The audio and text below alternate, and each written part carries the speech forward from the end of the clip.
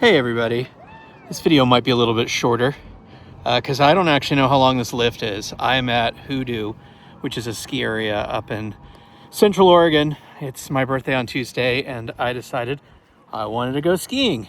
My family aren't that much into skiing, so I usually go by myself. And I'm just here. It gives me an opportunity to make some videos for you though. So today I wanted to talk a little bit about a topic that is top of mind here in particular, because this is a smaller ski resort, and the idea is about scale. So a lot of times people want to insist that somebody uses the most complex solution to solve a problem just because they have it on the truck to sell.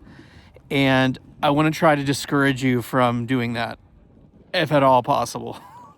As a revenue-facing person, you are responsible for a long-term relationship with a client or customer, not just the short-term one.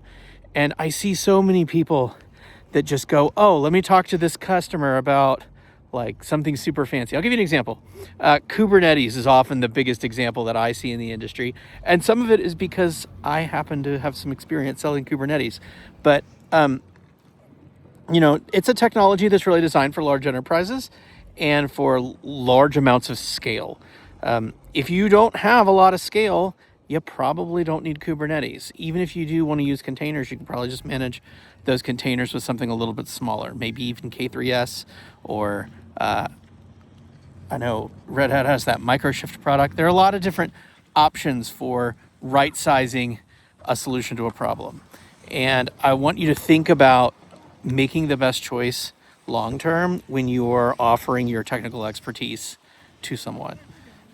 It's very, very easy to be tempted to go off what you have to sell rather than what's the right choice. It's okay to not necessarily fire a customer, but to be honest with them and tell them that the thing that you have to offer them is not the best.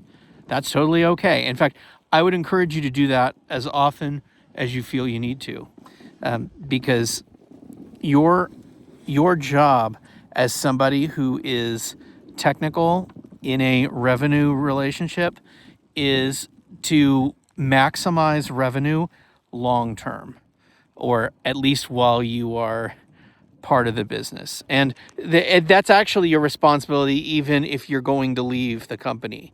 I know that sounds a little bit weird to say that you should.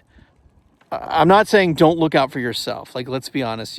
You're working a job in order to make income, to pay for your lifestyle, to pay for your family, to give people that are important to you in your life, including yourself, a comfortable life. But at the same time, when you're employed by a company to do a job, or you are hired as a contractor, or you are a CTO as part of a company, you, by definition, have an obligation to that company, and you should withhold that. Sorry, not withhold. That's not the word I was looking for. You should honor that. You should make sure that you are doing things that are on behalf of the company you work for or the company you started. Because this industry is incredibly small. This world is incredibly small, and your reputation follows you wherever you go. And you don't want to have a bad one, because that ruins your opportunity cost. And that opportunity cost could be very severe. And you don't know what it is until it's too late, right? So you should be sizing out your opportunities appropriately. Try to avoid vaporware when you're offering a solution to a customer, because nobody wants that. Like, everybody wants to feel like they contribute. And not only do they want to feel like they contribute, they want to feel like their contributions matter. And the worst way that your contribution cannot matter is if you just slough it off or just shovel a bunch of technology, get your buck, and then dip out. So there are a lot of people that do that. There are a lot of people that get in trouble doing that. And like any sales industry, this industry is full of unscrupulous people. So be careful. Be really, really careful. Now, having said that, like you do, like I mentioned before, have an obligation to, you know, sell. That's part of your job, right?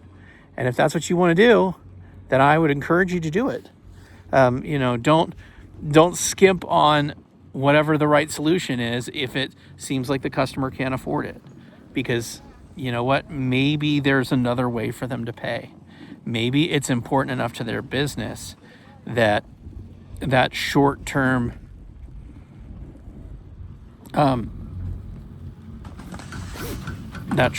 sorry, I just went through mid-station. The short-term pain will create long-term benefit for them. Like I mentioned before, your obligation to the customer is to have a long-term relationship with them. And if you can keep them in business, or you can keep them profitable for longer, and you've got something that will give them value and that is expensive and seems like it's too expensive for them, just tell them, because there may be ways around their initial reservations. And sometimes the reservations are just them trying to get you out of the office, and that'll happen. But more often than not, the people that you're talking to that are making technical decisions are not privy to the C-suite decisions. And you have to try to get yourself into the C-suite as much as you can. It's a lot harder than it sounds, especially if you have very large customers.